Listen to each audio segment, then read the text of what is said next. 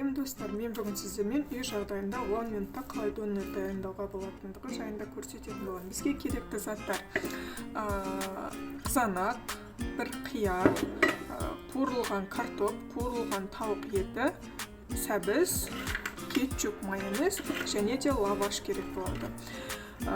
Сонымен қатар пияз қосуға болады, ол әркімнің өз қалауына байланысты. Мен мұнда барлығын турап дайындап алдым. Картоп пен тауық етін қуырып алдым.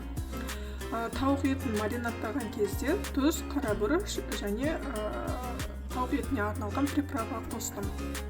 Ал сәбізді теркадан өткізіп, оны тек қана тұздадым. Енді осының барлығын лаваштың ішіне салып, донор дайындаймыз.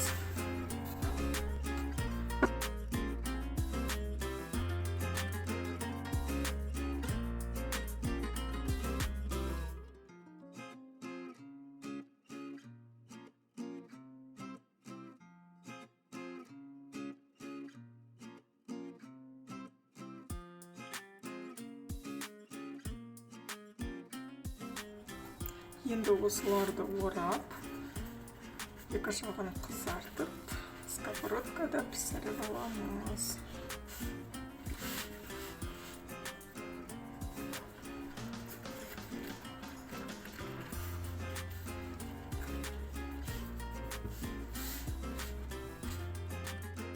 Осының екі жағын қызартып пісіріп аламыз. Одан кейін тағы көреміз. Міне, донор дайын болды. Ас болсын.